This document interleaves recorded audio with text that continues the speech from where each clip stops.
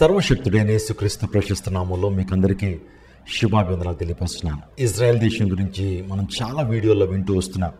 Israel దేశానికి ఉన్న ధైర్యం, ఇజ్రాయెల్ ప్రెసిడెంట్ అయినటువంటి బెంజమిన్ నెతన్యాహు ఎంత ధైర్యంగా ముందుకు వెళ్తున్నాడో మనం చూస్తున్నాం. ఇంకొక ప్రత్యేకమైన కథనాన్ని మీకు అందించబోతున్నాను.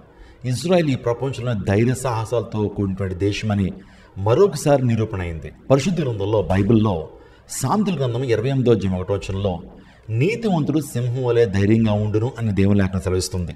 నిజమే, నీతిగా జీవించేటువంటి వాడు ధైర్యంగా ఉంటాడు. ఎవరో తరుముకునే దుష్టుడు పారిపోతాడని దేవుని లేఖనం సెలవిస్తున్నాయి. నీతివంతుడు ఎప్పుడు ధైర్యంగా ఉంటాడండి. ఎన్ని దేశాలు వస్తున్నా సరే, ఎంత గొప్ప గొప్ప వారు వస్తున్నా సరే, నీతిగా జీవించేటువంటి వాడు ధైర్యంగా ఉంటాడు. మరొక మాటను కూడా అపోస్తలుడైన పౌలు 2 తిమోతికి రాసిన పత్రిక 1:7 చెప్తున్నాడు. దేవుడు శక్తియు ప్రేమయు ఇంద్రియ నిగ్రహం ఆత్మనిచ్చాడు, కానీ పిరికితనంగా ఆత్మను మనకి ఇవ్వలేదని అంటాడు. క్రైస్తవులు రోజున పిరికితనంతో ఉండేటువంటి వారు కాదు, ధైర్యంతో నింపబడేటువంటి వారు. యూదులు అనేటువంటి వారు ధైర్యంతో ఉండేటువంటి వారు. తూర్పు గోదావరి జిల్లా ఎంతైతే ఉంటుందో అంత దేశం ఉంది ఇజ్రాయెల్. కానీ నాటో దేశాలను ఎదిరిస్తుంది. 57 ఇస్లామిక్ దేశాలని మత్స్యమంటలు పుట్టించింది. ధైర్యంతో ముందుకు వెళ్తున్నారు. ఏ దేశాన్ని కూడా స్పేర్ చేయట్లేదు. ఎంత పెద్ద దేశం వచ్చినా సరే వారు ముందుకు వెళ్తూ ఎదురిస్తూ వారి దేశాన్ని, వారి భూభాగాన్ని కాపాడుకుంటున్నారు. దేవుడు వారి పట్ల చేసిన వాగ్దానాల్ని స్థిరపరచుకుంటున్నారు. ఇస్రాయేల్ సముద్ర తీరంలో 47 పెద్ద ఓడలు కనబడుతున్నాయి. డిఫెన్స్ ఫోర్స్ ఆఫ్ ఇజ్రాయెల్ ఎప్పుడైతే చూశారో ఆ 47 ఓడలు నాటో దేశం అయినటువంటి స్పెయిన్ బార్సిలోనా నుంచి వస్తున్నాయని వారు గమనించగలిగారు. ఎందుకు వస్తున్నాయి ఓడలు? ఏం చేయడానికి వస్తున్నాయి? ఇస్రాయేల్కి ఏమైనా రక్షణ ఇవ్వడం కోసం వస్తున్నాయా? ఇస్రాయేల్కి ఏమైనా సహాయం చేయడం కోసం వస్తున్నాయంటే కానే కాదు. ఎందుకు వస్తున్నాయంటే గాజాలో ఉన్నటువంటి మనుషులను రక్షించడానికి. గాజాలో చాలామందికి ఆహారం లేదు, మందులు లేవు, సరైనటువంటి వసతులు లేవు. కాబట్టి మేము వసతి ఇవ్వడానికి, ఆహారం పంపిణీ చేయడానికి, మెడిసిన్స్ ఇవ్వడానికి, వైద్యం చేయడానికి వస్తున్నారు అని వారు చెప్పారు. అది ఎంతవరకు నిజమో ఇస్రాయేల్కి తెలియదు. అందులో బాంబ్స్ ఏమి ఉన్నాయో, అందులో యుద్ధ సామాగ్రి ఉందో ఎవరికి తెలియదు. కానీ ఆ 47 ఓడలను త్రిప్పికొట్టారండి. వారితో మాట్లాడుతూ ఎందుకు ఈ 47 ఓడలు మీరు పంపించారన్నప్పుడు వారు సమాధానం చెప్పారు. ఎట్టి పరిస్థితుల్లో కూడా ఒక్కడుగు కూడా ఈ సముద్రంలో మీ ఓడ మా ముందుకు రావడానికి వీల్లేదు, మా దేశంలో అడుగు పెట్టడానికి వీల్లేదు అన్నారు. మేము నాటో దేశాలు మేము సహాయం చేయడానికి వస్తున్నామని చెప్పినా సరే మరలా వారు వెనక్కి వెళ్ళేంత వరకు యుద్ధం చేస్తామని, ఎయిర్ స్ట్రైక్ చేస్తామని చెప్పి వారిని బెదిరించి మరలా వెనక్కి పంపించేశారు. ఆలోచించండి. ఇక్కడ మనం గమనించాల్సింది ఏంటంటే ఇశ్రాయేలీలు వారి దేశాన్ని కాపాడుకోవడానికి, వారి భూభాగాలను కాపాడుకోవడానికి, వారి వాగ్దాన ప్రాంతాలను కాపాడుకోవడానికి ఎంత రిస్క్ అయినా చేస్తారు. అది ఏ దేశమైనా కావచ్చు. నాటో దేశాలంటే యూరోపియన్ దేశాలండి. అందులో అమెరికా ఉంది, ఇంగ్లాండ్ ఉంది. అయినప్పటికీ కూడా వారి దేశం మీద ప్రమాదం వస్తుందని వారు తెలుసుకున్నారంటే ఎంత దూరం వెళ్తారు, ఎంత రిస్క్ అన్నా చేస్తారు. ఈరోజు మన జీవితాల్లో కూడా సమస్య వచ్చిన తర్వాత రెస్పాండ్ అవ్వడం కాదు, సమస్య ముందే వస్తున్నప్పుడే పసిగట్టి దాన్ని ఎదుర్కోవాలి, దాని నుంచి బయటపడాలి. అదే యేసుప్రభువు వారు చెప్పిన మాట, మీరు శోధనలో ప్రవేశించకుండా మెలకువగా ఉండి ప్రార్థన చేయమన్నాడు. శోధన వచ్చిన తర్వాత కాదు మనం అలర్ట్ అవటం, శోధన వచ్చిన తర్వాత కాదు మనం కంగారు పడటం, శోధన వచ్చిన తర్వాత కాదు అలర్ట్ అవటం. శోధన రాకముందే, శోధనలో ప్రవేశించే ముందే మన సంసిద్ధులుగా ఉండాలని యేసుక్రీస్తు ప్రభు వారు చెప్పిన రీతిలోనే ఇశ్రాయేలీలు శోధన రాకముందే, సమస్య రాకముందే, యుద్ధం వస్తుందని ఎవరైనా ఇంటెలిజెన్స్ చెప్పారా? మొసాద్ చెప్పిందా? వారిని ఖచ్చితంగా అంతమొందించేంత వరకు ఇజ్రాయెల్ దేశం నిద్రపోదు. చాలా ప్రొయాక్టివ్గా ఉంటుంది. ప్రీ యాంప్టివ్ స్ట్రైక్స్ అంటారు. అంటే ఇజ్రాయెల్ ఇప్పుడు కూడా ప్రీ యాంప్టివ్ స్ట్రైక్స్ చేస్తుంటారు. అదేంటండి ప్రీ యాంప్టివ్ స్ట్రైక్స్ అంటే? ముందుగానే పసిగడతారండి. వారికి వస్తున్న ప్రమాదాన్ని ముందుగానే పసిగడతారు. వారికి ఉన్న మొసాద్ ఉంది చూసారా, ఆ మొసాద్ చేసే పని వారి దేశం మీదకి ఎవరైనా సరే పగపట్టి ఆ దేశాన్ని అంతమొందించాలని ఎవరైనా ప్రయత్నం చేస్తున్నారా? మా దేశానికి వ్యతిరేకంగా ఉన్న దేశాలేంటి, ఎలా పన్నాగాలు పన్నుతున్నారో, ఎలా స్ట్రాటజీస్ పన్నుతున్నారో ముందుగానే తెలుసుకోవడానికి ప్రయత్నం చేస్తుంది. ఇజ్రాయెల్ దేశం అన్ని దేశాల మీద ఒక నిఘా ఉంటుంది, ఒక ఇంటెలిజెన్స్ వ్యవస్థ పనిచేస్తుంది. ఇజ్రాయెల్ గురించి ఎవరైనా వ్యతిరేకంగా మాట్లాడుతున్నా, ఇజ్రాయెల్ దేశం అంతమొందించాలి, ఇజ్రాయెల్ని ప్రపంచ పట్టణం తీసేయాలని ఎవరైనా మాట్లాడుకుంటున్నా సరే మొసాద్కి తెలుస్తాయట. అంత పగడ్బందీ గూఢచార వ్యవస్థను కలిగినటువంటి దేశం ఏదైనా ఉందంటే ఇజ్రాయెలే. మొసాద్ అనేటువంటిది దాని ఆపరేషన్స్ చూస్తున్నప్పుడు, దాని పనితీరు చూస్తున్నప్పుడు మనకు చాలా ఆశ్చర్యం కలుగుతుంది. ఇజ్రాయెల్ వారు ఏం చెప్పారు తెలుసా? ఆ నాటో దేశాల నుంచి 47 ఓడలు వస్తున్నప్పుడు మీరు ఖచ్చితంగా ఈ ఓడని ఇక్కడ ఆపేయాలి, వెనక్కి వెళ్ళిపోవాలి, లేకపోతే ఎయిర్ స్ట్రైక్ చేస్తాం, యుద్ధానికి సిద్ధమవ్వండి. ఒకవేళ ఈ ఓడల్ని కనుక ముందుకు తీసుకొచ్చి మా భూభాగంలోకి వస్తే కనుక మా కోపాన్ని చూడాల్సి వస్తుంది, ఎయిర్ స్ట్రైక్ ఆన్ చేస్తాము, ఈ ఓడల్ని ఇక్కడే ధ్వంసం చేస్తాం, you are better to go back, మీరు వెళ్ళిపోవటం మంచిదని చెప్పినప్పుడు నాటో దేశాలు పంపించిన 47 ఓడలు వెనక్కి తిరిగి వెళ్ళిపోయినాయండి. What a dareness, what a courage it is. ఎంత ధైర్యంతో వాళ్ళు చెప్పారు. వాస్తవానికి అందులో అమెరికా ఉంది, అందులో బ్రిటన్ ఉంది, కెనడా ఉంది, పెద్ద పెద్ద దేశాలు ఉన్నాయి. ఇజ్రాయెల్ ఏమో చిన్న దేశం, సుమారుగా 1 కోటి మంది జనాభా కలిగినటువంటి ఈ దేశం, చిన్న ఆర్మీ కలిగిన దేశం, నాటో దేశాలు ఏమంటే అన్నింటినీ ఎదిరిస్తూ ఉంది. మొన్నటికి మొన్న 57 ఆర్గనైజేషన్ ఆఫ్ ఇస్లామిక్ కోఆపరేషన్ దేశాలను ఎదుర్కొన్నారో, వారికి మచ్చమట పుట్టించారో, విజయం సాధించారు యుద్ధంలో. వారు కూడా ఇంకేమీ చేయలేక అమెరికాకి చెప్పడం జరిగింది. అంటే వారు యుద్ధం చేయలేకపోయారు, ఇస్రాయల్ దేశం మా మీద యుద్ధం చేయకూడదు, దానికి మీరు భరోసా ఇస్తే మేము ఈ ట్రీటీ మీద సంతకం చేస్తామని ఖతార్ చెప్పింది. అంటే మీరు ఆలోచన చేయండి, ఇస్రాయల్ దేశానికి ప్రపంచంలోని ప్రతి దేశం ఎలా భయపడుతుందో మనకు అర్థమవుతుంది. ఇజ్రాయెల్కి అంత ధైర్యం ఎలా వచ్చిందండి? ఇజ్రాయెల్ ప్రియాంప్టివ్ స్ట్రైక్స్ ఎలా చేయగలుగుతుంది? దీని నుంచి చాలా పాఠాలు నేర్చుకోవాలండి. ప్రతి దేశం నేర్చుకోవాలి, ప్రతి కుటుంబం నేర్చుకోవాలి, ప్రతి వ్యక్తి కూడా ఇజ్రాయెల్ నుంచి పాఠాలు నేర్చుకోవచ్చు. చూడండి, మన భారతదేశం గురించి ఆలోచన చేస్తున్నప్పుడు భారతదేశంలో ముంబై దాడులు జరిగినాయి. ఆ దాడిలో ప్రముఖమైనటువంటి వాడు కసం అనేక మందిని పొట్టన పెట్టుకున్నాడు, అనేక మంది భారతీయులను చంపేశాడు. ముంబై దాడులు జరగక క్రితం 3 రోజుల నుంచి కూడా ఇండియన్ ఇంటెలిజెన్స్ చెప్తా ఉంది, మన మీద దాడి జరగచ్చు, మన మీద టెర్రరిస్టిక్ అటాక్ జరగచ్చు, ముంబైకి చాలా మంది రాబోతున్నారు అని చెప్పినా సరే వచ్చిన తర్వాత చూసుకుందాం అనుకున్నారు. ఆ టైంలో కనుక ప్రీయాంప్టివ్ స్ట్రైక్స్ ఇజ్రాయెల్ చేసినట్టు చేస్తే కనుక అనేక మంది మరణించేటువంటి వారు కాదు, ముంబైలో అంత భయంకరమైన దాడులు జరిగేటువంటివి కాదు, కసబ్ చేతులు అనేక మంది మరణించేటువంటి వారు కాదు. చూడండి, మన జీవితంలో కూడా చేతులు కాలిన తర్వాత ఆకులు పట్టుకుంటాం, అది కాదు. చేతులు కాలకముందే మనం జాగ్రత్త తీసుకోవాలి.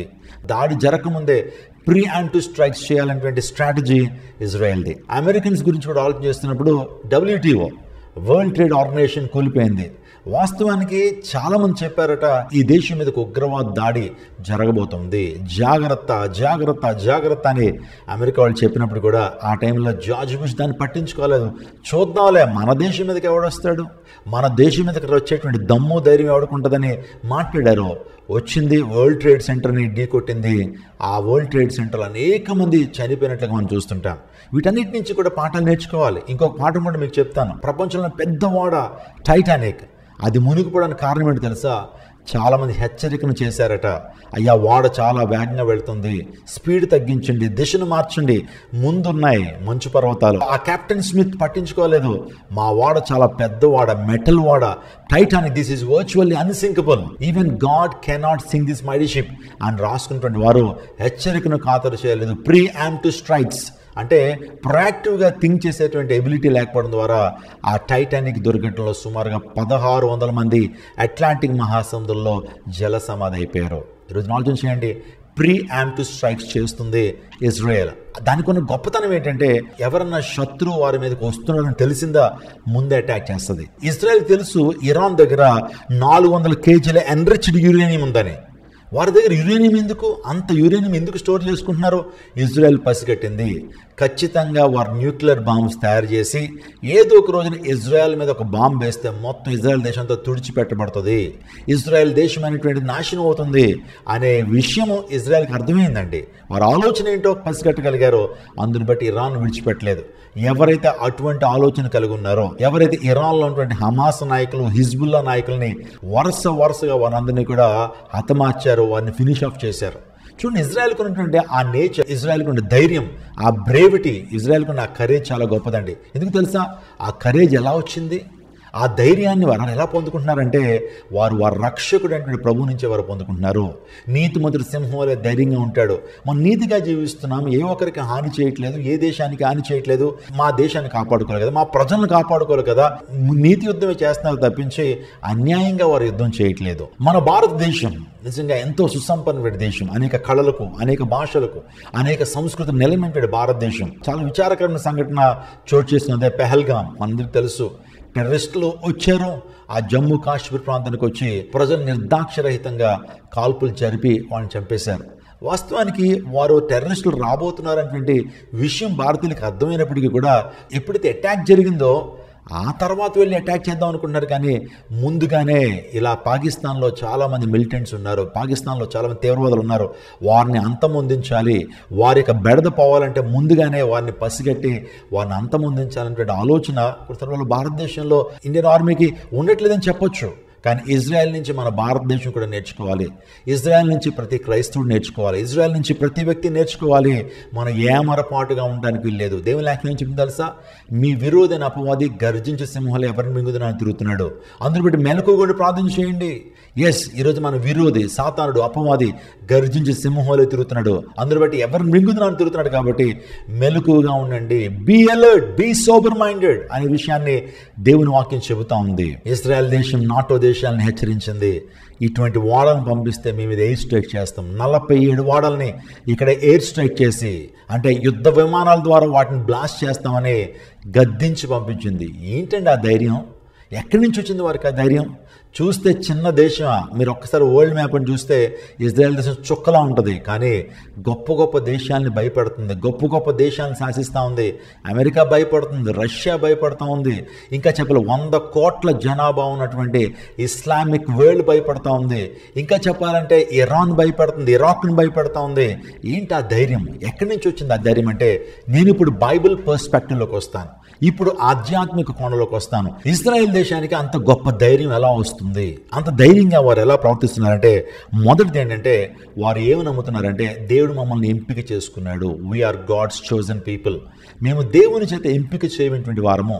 మా పితరులకు దేవుడు చేసిన వాగ్దానాన్ని బట్టి మేము ఎంపిక చేయటువంటి వారము, మేము చోజన్ పీపుల్ అని విశ్వాసంతో ఉన్నారు. కాబట్టి మా దేవుడు మా పట్ల యుద్ధం చేస్తాడు. దేవుని లేఖనాల్లో ఉంది, ఇజ్రాయెల్కి ఇచ్చిన వాగ్దానం ఏంటి తెలుసా? యుద్ధం యెహోవాది, the war belongs to God. నిజంగా దాన్ని నమ్ముతారండి, దేవుని వాగ్దానాలను నమ్ముతారు. దేవుడు వారి పట్ల చేసిన వాగ్దానాలని వారు ఖచ్చితంగా నమ్ముతారు. దేవుడు వారి పితరుల జీవితంలో చేసినటువంటి వాగ్దానాలు నమ్ముతారు, వారి పితరుల జీవితంలో చేసినటువంటి విజయాలు నమ్ముతారు. నిజంగా ఎన్నో సందర్భాల్లో దేవుడే వారి పక్షాన్ని యుద్ధం చేశాడు కదా, ఆ యుద్ధ సమాచారాన్ని వారు వింటూ ధైర్యపరచబడుతూ ఉంటారు. మా దేవుడు మా పక్షాన్ని ఉన్నాడు, మా దేవుడు కొనుకుడు నిద్రపోడు, ఇశ్రాయేలుని కాపాడువాడు కొనుకుడు నిద్రపోడు నమ్ముతున్నారు. కాబట్టి ధైర్యంతో వారు ఉన్నారని చెప్పచ్చు. వారి పితరుడు అయినటువంటి దావీదు, ఇశ్రాయేల్ దేశంలో గొప్ప రాజు, గొలియాతుకు భయపడలేదు. 6 మూరల జానుడు కలిగినటువంటి గొలియాతును చాలా ధైర్యంతో సంహరించాడు. గొలియాతుతో ఒక మాట అంటాడు దావీదు, నువ్వైతే ఈటను బళ్ళాన్ని పట్టుకుని వస్తున్నావు, కానీ నేను నా దేవుని పేరట వస్తున్నానని పరిగెత్తుకుంటూ ఏలాలోయలోకి వెళ్ళి ఆ గొప్ప ఛాంపియన్ని, ఫిలిస్టైన్ ఛాంపియన్ని సంహరించాడు. తల నరికి తల పట్టుకుని ఆ బెత్లెహేములోకి వచ్చినట్లుగా దేవుని లేఖలో మనం చూస్తున్నాం. ఆ ధైర్యం ఎక్కడి వచ్చిందంటే దేవుడు వారి పట్ల చేస్తున్న వాగ్దానాలు బట్టి, దేవుడు వారిని ఎంపిక చేసుకున్నాడంటే నమ్మకాన్ని బట్టి వారికి ఆ ధైర్యం వచ్చింది. రెండోదిగా మనం చేస్తే ఫుల్ఫిల్మెంట్స్ ఆఫ్ ప్రొఫెసీస్, అంటే వాగ్దానాలు నెరవేర్పు వారి జీవితంలో చూశారు. కాబట్టి యెహెజ్కేలు గ్రంథం 37వ అధ్యాయంలో ఒక వాగ్దానం ఉందండి. అదేంటంటే యెహెజ్కేలుతో దేవుడు మాట్లాడుతున్నాడు, ఎండిన ఎముకలన్నీ కూడా గొప్ప సైనికంగా మార్చబడతాయి, ఎండిన ఎముకలన్నీ కూడా శరీరం కప్పబడుతుంది, మజిల్ కప్పబడుతుంది, అది గొప్ప సైన్యంగా, జీవం కలిగిన సైన్యంగా మార్చబడుతుందని ఒక ప్రవచనం యెహెజ్కేలు గ్రంథం 37వ అధ్యాయంలో చెప్పబడితే, ఆ ప్రవచనం ఏ దేశం గురించి, ఎవరి గురించి చెప్పబడింది అంటే ఇజ్రాయెల్ గురించే చెప్పబడింది. వాస్తవానికి ఇజ్రాయెల్ దేశం చెదిరిపోయింది, వాస్తవానికి ఇజ్రాయెల్ దేశం డ్రై బోన్స్లో అయిపోయింది. నిజంగా ఎముకల వలె జీవం లేనిటువంటి దానిగా ఇజ్రాయెల్ మారిపోతే దేవుడు చేసిన వాగ్దానాన్ని వారు నమ్మారు. కరెక్ట్గా వాగ్దానం నెరవేర్పేప్పుడు జరిగింది తెలుసా? 1948 మే 14వ తారీఖున ఇజ్రాయెల్ దేశానికి స్వాతంత్రం వచ్చింది. యెహెజ్కేలు గ్రంథం 37వ అధ్యాయంలో చెప్పబడినటువంటి ప్రవచనం నెరవేర్చబడిందని వారు గమనించారు. అంజూరపు చెట్లు లేత చిగురించినప్పుడు వసంతకాలం సమీపిస్తుందని మత్తయి సువార్త 4వ మనం చూస్తాం. వీటన్నిటిని వారు విశ్వసిస్తున్నారు. ఎట్టకేలకు ఆ ఫుల్ఫిల్మెంట్ ప్రాఫెసీస్ని వారు నమ్ముతున్నారు. కాబట్టి అంత గొప్ప ధైర్యంగా వారు ఉండగలుగుతున్నారు. మూడవదిగా చెప్పాలంటే స్టాండింగ్ అగైన్స్ట్ ఆల్ ఆడ్స్, అంటే అర్థం ఏంటంటే వారు ప్రతి ప్రతికూల పరిస్థితికి నిలబడుతున్నారు. గ్లోబల్ అపోజిషన్ వారి మీద ఉంది, ప్రపంచం అంతా వారి మీదకి ఎదురు తిరిగి వస్తున్నారు. ప్రపంచంలో ఉన్నటువంటి అనేక దేశాలు వారి మీద ఎదురు తిరిగి వస్తున్నారు. సుమారుగా 57 ఇస్లామిక్ దేశాలు వారి మీద తిరుగుబాటు చేస్తున్నారు. 153 దేశాలు UN-లో వారికి వ్యతిరేకంగా ఓటు వేసినప్పటికీ కూడా అపోజిషన్ ఉంది, గ్లోబల్ అపోజిషన్ ఉన్నప్పటికీ వారు అంత ధైర్యంగా ఎలా నిలబడగలుగుతున్నారు? నాటో వాళ్ళు 47 వాళ్ళని పంపిస్తే ఆ ఓడలు మా ప్రాంతానికి రావటానికి వీల్లేదు, మీరు ఎంత గొప్ప దేశమైనప్పటికీ మా దేశంలో అడుగు పెట్టడానికి వీల్లేదని చెప్పి వెనక్కి పంపించినటువంటి ధైర్య సాహసాలు కలిగినటువంటి దేశం ఇజ్రాయెల్ దేశం. ఎందుకో తెలుసా, వారి పితరులండి గిద్యోను మిద్యానీల మీద యుద్ధానికి వెళ్తున్నప్పుడు 300 సైన్యంతో వెళ్ళాడు. 300 సోల్జర్స్, 300 ఆర్మీ వెళ్ళాడు. మిద్యానీలు తుత్తునీలుగా చేశాడు. మిద్యానీలు విజయాన్ని సాధించాడు గిద్యోను వాస్తవానికి పిరికి పొందగానే ఉన్నాడు, కానీ దేవుడు అతనితో మాట్లాడుతున్నాడు, గిద్యోను పరాక్రమం గల బలాధ్యుడా, ధైర్యం తెచ్చుకో. ఎస్, దేవుడు బలపరిచేటువంటి దేవుడు అండి. ఇశ్రాయేల్ దేశం చాలా చిన్నదే, సైనిక సంపత్తిలో చాలా చిన్నదే, ఎకానమీలో చిన్నదే, ఇంకా చెప్పాలంటే పాపులేషన్లో చిన్నదే, కానీ ప్రపంచాన్ని శాసిస్తున్నారే. పెద్ద పెద్ద దేశాలు కూడా దానికి భయపడుతున్నారు. పెద్ద పెద్ద దేశాలు కూడా ఇజ్రాయెల్ టచ్ చేయాలంటే మచ్చమట్లు పడుతున్నాయి. ఆ ధైర్యము, ఆ యొక్క టీవీ గొప్పదండి. ఎందుకు తెలుసా, వారి ప్రభు యూదా గోత్రపు సింహము. నిజంగా సింహం ఏ విధంగా ధైర్య సాహసాలతో ఉంటుందో, నిజంగా యూదులు కూడా ధైర్య సాహసాలతో వారు నింపబడేటువంటి వారిని విషయాన్ని జ్ఞాపకం. ఎందుకు తెలుసా, వారి రాజు, వారి ప్రభువు, వారి యొక్క నాయకుడు ఆయన యూదా గోత్రపు సింహం కాబట్టి. ఇంకా 4వదిగా చెప్పాలంటే ఇజ్రాయెల్ దేశం అంత ధైర్యంగా ఉండడానికి కారణం ఏంటి తెలుసా, స్పిరిచువల్ సిగ్నిఫికెన్స్ గురించి కూడా నేను మాట్లాడాలి. ఏంటి ఇజ్రాయెల్ దేశానికి ఉన్నటువంటి స్పిరిచువల్ సిగ్నిఫికెన్స్ ఏంటి? ఈ ప్రపంచంలో గొప్ప దేవుడు, వాక్యమైనటువంటి దేవుడు శరీరధారిగా ఈ లోకానికి ఏ ప్రాంతానికి వచ్చాడు తెలుసా, అదే ఇశ్రాయేల్ దేశానికి వచ్చాడు. ఆయనే నజరేయుడైన యేసుక్రీస్తు ప్రభువారు, రాజులకు రాజు, ప్రభులకు ప్రభువైన యేసుక్రీస్తు ప్రభువారు ఆ దేశంలో నివసించాడు, ఆ దేశంలో పుట్టాడు, ఆ దేశంలో ఆయన పరిచర్య చేశాడు, ఆ దేశంలో అనేక మంది రోగులను స్వస్థపరిచాడు, అనేక మంది దురాత్మశక్తులతో పీడించబడుతున్న వారికి విడుదలనిచ్చాడు, ఆ దేశంలో అనేక మంది మరణించిన వారిని లేపి ఆయన సమస్త మానవాళి కొరకు తన అమూల్యమైన రక్తాన్ని కార్చి రక్షణ ప్రణాళికను ఆయన సిద్ధం చేసి మనందరి పాపాల నిమిత్తం, పాపక్షమాపణ నిమిత్తమై తన అమూల్యమైన నిష్కలంకమైన రక్తాన్ని కార్చి మానవ జాతికి పాపక్షమాపణ ఇవ్వటం మాత్రమే కాకుండా ఆయన మరణించి 3 రోజులు తిరిగి లేచాడు. ఆయన పునరుత్థానుడైన, ఓ మరణమా నీ విజయం ఎక్కడా, ఓ మరణమా నీ ముళ్ళు ఎక్కడా అని మరణపు ముళ్ళను విరిచినటువంటి ఆ సజీవుడు యేసుక్రీస్తు ప్రభువారు పుట్టిన ప్రాంతము ఆ ఇజ్రాయెల్ దేశం. అందుని బట్టి వారి ధైర్యం అదే. ఈ ఇజ్రాయెల్ దేశంలో గొప్ప దేవుడు, కాలాన్ని 2 భాగాలుగా విభజించిన శక పురుషుడు యేసుక్రీస్తు ప్రభువారు ఈ యొక్క గడ్డ మీద పుట్టాడు. మరలా ఆయన రాబోతున్నాడు, మరలా రెండోసారి ఇదే గడ్డ మీద కానీ రాబోతున్నాడు, ఒలీవల కొండ మీద రాబోతున్నాడు. అప్పుడు వరకు ఇజ్రాయెల్ని ఏ ఒక్కరు నాశనం చేయరు. అప్పుడు వరకు ఇజ్రాయెల్ చెక్కు చెదరదనేటువంటి ఆత్మవిశ్వాసమే వారిని ముందుకు నడిపిస్తూ ఉంది. ఇటువంటి పరిస్థితుల్లో ఇజ్రాయెల్ దేశాన్ని ఎవరిని ముట్టుకోగలరా? చిన్న దేశమే, కానీ ప్రపంచానికి పాఠాలు నేర్పుతుంది, ప్రపంచానికి అన్నీ నేర్పుతుంది ఇజ్రాయెల్. ఎందుకు నువ్వు అధైర్యంగా ఉంటున్నావు? ఆర్థికపరమైన ఇబ్బందులు ఉన్నాయా? భయపడొద్దు. ఒకవేళ అనారోగ్యాలతో ఉన్నావా? భయపడొద్దు. క్యాన్సర్తో బాధపడుతున్నావా? భయపడొద్దు. ఒకవేళ భవిష్యత్తు గురించి భయపడుతున్నావా? భయపడొద్దు. ఒకవేళ నీ బిడ్డలు ఉన్నతమైన స్థానానికి వస్తారా లేదనేటువంటి ఆ అనుమానంతో ఉన్నటువంటి భయం నీకు ఉన్నట్లయితే భయపడొద్దు. దేవుడు మాట్లాడుతున్నాడు, భయపడొద్దు, నా ఆత్మ మధ్యంది కాబట్టి భయపడొద్దు, రేపు మీ మధ్య అద్భుత కార్యం జరిగించుతుంది కాబట్టి భయపడొద్దు అన్నాడు. ఇజ్రాయెల్ దేశం యొక్క ధైర్యాన్ని, ఇజ్రాయెల్ దేశం యొక్క పోరాట పటం చూస్తున్నప్పుడు నాకు ఒక యానిమల్ గుర్తొస్తుంది, ఒక మ్యామల్ గుర్తొస్తుంది, అదే హనీ బడ్జర్. చాలా సందర్భాల్లో ఈ యొక్క ప్రాణిని చూసుంటారు. ఈ ప్రాణికున్న ధైర్యం సింహానికి కూడా ఉండదని చెప్పొచ్చు. ఎందుకంటే సింహం వచ్చినా, హైనాస్ వచ్చినా, అరణ్యంలో అనేక క్రూర జంతువులు వచ్చినా సరే, ప్రిడేటర్స్ వచ్చినా సరే నిలబెట్టేస్తుందండి. అవి కూడా ధైర్యాన్ని కోల్పోతాయి. అంత ధైర్యంతో నిలబడుతుందట. ఎప్పుడైనా ప్రమాదాలు ఉన్నప్పుడు దాని బాడీలోంచి విషపూరితమైన ఒక వాయువుని, విషపూరితమైన లిక్విడ్ని వాటి మీదకి వదులుతుందట. ఇది నిజంగా చాలా ధైర్యంతో ఉంటుందట. ఎన్ని సింహాలు వస్తున్నా ధైర్యంతో నిలబడుతుంది, ఆ సింహాలను వెనక్కి పంపిస్తుంది. ఎన్ని హైనాలు వస్తున్నా సరే వాటిని వెనక్కి పంపించేటువంటి హనీ బడ్జర్. చాలామంది చరిత్రకారులు హనీ బడ్జర్తో ఈ యొక్క ఇజ్రాయెల్ దేశాన్ని పోలుస్తున్నాడు. ఎందుకో తెలుసా, ఆ ధైర్యం ఎక్కడి నుంచి వచ్చిందంటే వారు ఆరాధించేటువంటి యెహోవా దేవుడు నీతిమంతుడు సింహం వలె ధైర్యంగా ఉంటాడు అని లేఖన భాగం చూస్తున్నప్పుడు ధైర్యానికి మారిపోయారు ఇజ్రాయెల్. వారు ఆరాధిస్తున్న దేవుడు యోధా గోత్ర సింహం కనుక వారు ధైర్యంగా ఉన్నారనే విషయాన్ని మీ జ్ఞాపకం చేస్తున్నాడు. కాబట్టి మీ జీవితంలో ధైర్యంగా ఉండండి. దేనికి భయపడొద్దు, పరిస్థితులకు భయపడొద్దు, ప్రతికూల పరిస్థితులకు భయపడొద్దు, మీ జీవితానికి దేనికి భయపడొద్దు. ధైర్యంగా ముందుకు వెళ్ళండి. మరణానికి కూడా మీరు భయపడనక్కర్లేదు. బైబిల్ అందులో చాలా మంది భక్తులు మరణానికి కూడా భయపడలేదు. నా మటుకైతే బ్రతుకుడు క్రీస్తే చావైతే లాభం అని మాట్లాడారు. మరణానికి కూడా భయపడలేదు. మన ప్రభు యేసుక్రీస్తు ప్రభువారు యోధా గోత్ర సింహం కాబట్టి మరణానికి భయపడలేదు. సింహానికి ఎలాంటి క్వాలిటీస్ ఉంటాయో మన ప్రభువు యేసుక్రీస్తు ప్రభువారు కూడా అటువంటి క్వాలిటీస్ ఉన్నాయి. కాబట్టి యోధా గోత్ర సింహం అనేటువంటి ఏ సైన్యం ఆరాధిస్తున్నాం కాబట్టి భయపడనక్కర్లేదు. మన జీవితంలో దేవాదుడు మనల్ని నడిపించుకుంటాడు, అద్దరికి నడిపిస్తాడు. ఈ యొక్క వీడియో మీకు నిజంగా దీవెనకరంగా ఉన్నట్లయితే దయచేసి ఈ వీడియోని అనేక మందికి షేర్ చేయండి. ఇంకా ఈ ఛానల్ని సబ్స్క్రైబ్ చేసుకోకపోతే ఇప్పుడే సబ్స్క్రైబ్ చేసుకోండి. ఇంకా శ్రేష్టమైన విషయాలు, ప్రపంచ నలుమూలలో జరుగుతున్న అనేక విషయాల్ని బైబిల్కి జోడించి, దేవుని వాక్యానికి జోడించి వినూత్నమైనటువంటి వీడియోస్ మీకు అందించబోతున్నాం. కాబట్టి డోంట్ డిలే, దయచేసి ఇప్పుడే మీరు ఛానల్ సబ్స్క్రైబ్ చేసుకోండి. నోటిఫికేషన్ మీరు పొందుకుంటారు. కాబట్టి దయచేసి నా విన్నపాన్ని మీరు జ్ఞాపకం చేసుకోవాల్సిందిగా ప్రభువు పేట మనం చేస్తున్నాను. God bless you. God bless hour blessed India.